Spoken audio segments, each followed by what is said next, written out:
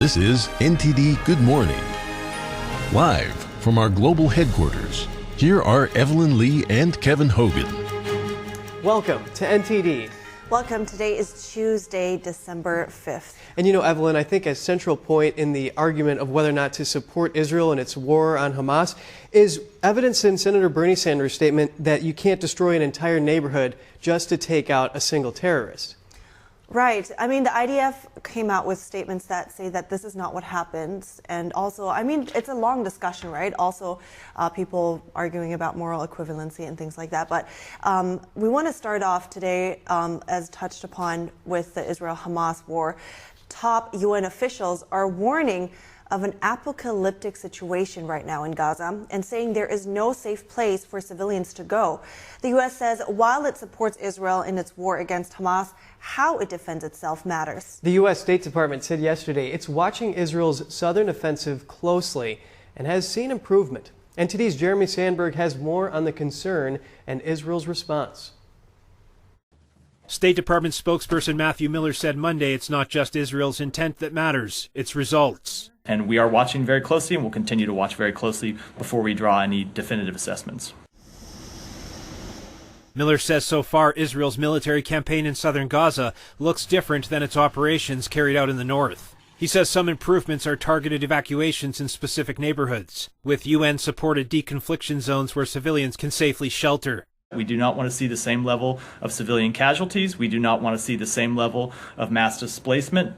But Miller says the U.S. does expect to see civilian casualties in Israel's campaign, and that sadly it's part of all wars. It is especially going to be true in a war in a crowded urban environment where the opponent, Hamas, is using civilians as human shields and hiding themselves, hiding their fighters, hiding their infrastructure behind civilians. So what we have made clear to Israel is that we expect them to comply with international humanitarian law and do everything they can to minimize civilian harm. Israel's military confirmed a recent report that 2 Palestinian civilians have been killed for every 1 Hamas terrorist during the war.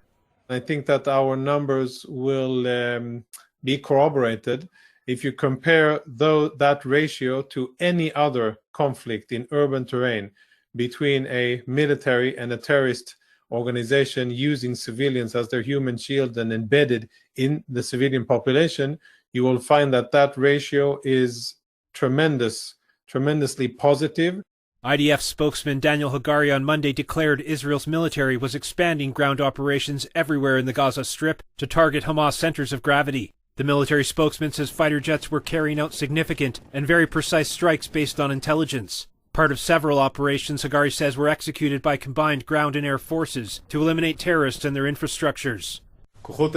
Ground forces are operating in the field. The terrorists come out from the shafts, from the tunnels. The Air Force forces attack and thus continue to advance, with strength assisting strength. Hagari is demanding international organizations like the Red Cross verify the safety of the 137 hostages still being held by Hamas. 8 released Israeli hostages wrote a letter to the International Red Cross on Monday asking for help in securing their release. They asked the organization to visit the captives to provide urgent health status, medical assistance, and proof of life. The IDF says it does have intelligence on where hostages are possibly being held, and that it's a top priority to get all of them back, either through negotiations or military means. Jeremy Sandberg, NTD News. Israel's Defense Ministry branch Kogat is disputing claims from the World Health Organization's Director General. That's over the allegation yesterday that Israel's military forced the WHO to evacuate medical warehouses in southern Gaza within 24 hours. The WHO chief said the warning came from the risk of ground operations putting it out of use. He called on Israel to withdraw the order and to take every possible measure to protect civilians and humanitarian infrastructure. Kogat is the Israeli body that oversees Palestinian civilian affairs. It reacted to the allegation on X by saying it would expect a UN official to be more accurate. Kogat says it did not ask the WHO to evacuate the warehouses and made that clear in writing to relevant UN representatives. And a new report reveals horrific stories of rape and sexual violence during the Hamas terror attacks on October 7th. The UN headquarters in New York held a special session yesterday where witnesses exposed brutal acts against Israeli women. A warning to viewers, many of the descriptions describe gruesome acts, and the accounts are very disturbing. Here's the report. On October 7th, Hamas perpetrated rape and sexual violence, exploiting these unforgivable crimes as weapons of war. Nearly 2 months after the October 7th attacks, the international community is finally beginning to investigate and recognize reports of brutal and inhumane rapes and sexual assaults by Hamas terrorists, torturing and terrorizing the people of Israel. For weeks, Israeli police have been collecting eyewitness testimony, video, and forensic evidence detailing countless accounts of rape and sexual assault perpetrated by terrorists on Israeli women and children. And for weeks, there has been very little outcry or condemnation from the international community, including from the United Nations. Sadly, the very international bodies that are supposedly the defenders of all women showed that when it comes to Israelis, indifference is acceptable. To these organizations, Israeli women are not women. The rape of Israelis is not an act of rape. Their silence has been deafening. But Monday, the United Nations held a gathering hosted by Israel, examining sexual and gender-based violence committed during Hamas's attack on Israel. Hamas has denied committing any rapes or sexual assaults. There are exactly no circumstances that justify rape. None. Rape is targeted. Rape is terror. Rape is torture. Doesn't just strike fear in the hearts of Israeli women, it strikes fear in the hearts of every woman and girl around the globe. Their bodies are not worth defending. The chief superintendent of the Israeli police read numerous accounts of the atrocities witnessed by survivors and first responders. Everything was an apocalypse of corpses. Girls without any clothes on, without tops, without underwear. People cut in half, butchered. Some were beheaded. There were girls with a broken pelvis due to repetitive rapes. Their legs were spread wide apart in a split. A witness from the rave party testified, "We heard girls that were pulled out from the shelters, girls that shouted. They raped girls, burned them just after that. All the bodies outside were burned." A rescuer that arrived to a house on a kibbutz testified, "Inside the shower, there was a body of a cuffed woman. She was without her underwear. The body was in the corner, and her hands were tied." Another testimony from the rave party survivor. Women without clothes, some without the upper body clothes, some without the lower body clothes, blood over the lower body. Everyone was full of blood. Butchered people. We found a woman's body dumped outside, without pants, without underpants, burned, barely any hair left on her. And videos were played from a first responder, a paramedic, and a survivor of the music festival, detailing firsthand what they experienced. The two we had were bound by their hands. Their hands were behind their back. There was a body of a woman that had a blood stain on her genitalia. There was a lot of gun wounds there. Shooting was targeted at sexual organs. We saw that a lot. They had a thing with sexual organs, both in women and in men. The women we received, they were civilian. We mainly saw either breast amputations or gunshots just to the breast, simply shooting from one side of the breast to the other. They were conscious when they got to us. They laid a woman down, and I understand that he is raping her. He's basically shifting her position, and then they pass her on to another person. Was she alive, the girl they raped? Yes, she was alive. She had long hair. He was pulling her hair. She's not dressed, and he cuts her breast. He throws it on the road, and they're playing with it. Another survivor of the attack describes seeing a horrific rape at the Nova Music Festival to London's Sunday Times. I saw this beautiful woman with the face of an angel, and 8 or 10 of the fighters beating and raping her. She was screaming, "Stop it already. I'm going to die anyway from what you're doing. Just kill me." When they finished, they were laughing, and the last one shot her in the head. Do we believe the Hamas spokesperson who said that rape is forbidden, therefore it couldn't have possibly happened on October 7th? Or do we believe the women whose bodies tell us how they spent the last minutes of their lives? Who are we going to believe?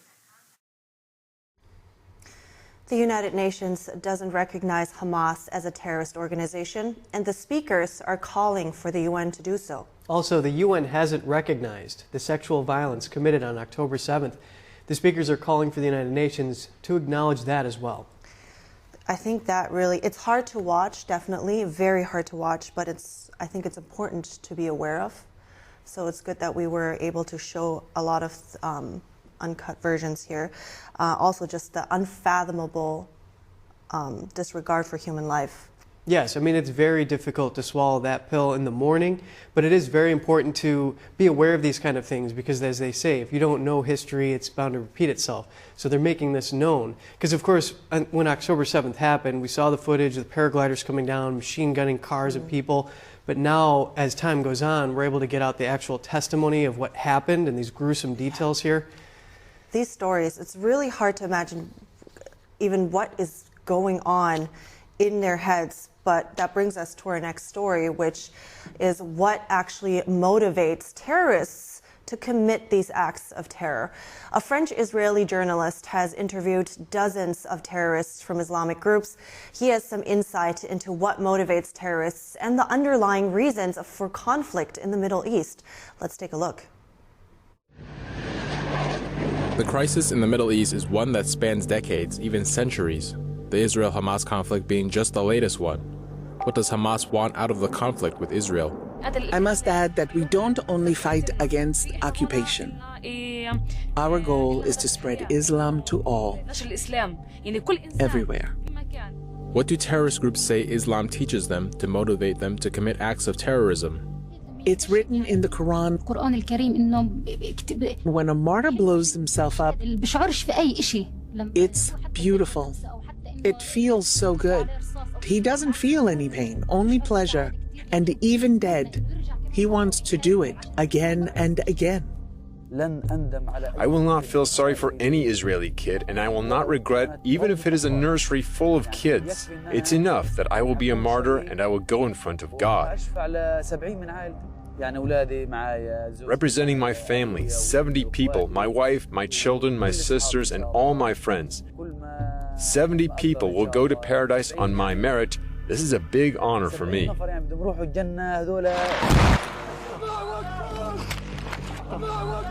Pierre Rehov is a reporter and documentary filmmaker. He's covered conflicts in the Middle East for decades. He's interviewed dozens of Hamas, Islamic Jihad, and Al-Qaeda terrorists. He says the current protests supporting Palestine are products of sleeper cells that have been embedded in America and other countries for years. What we know is that all those parades in America and other places in the world, they are not spontaneous.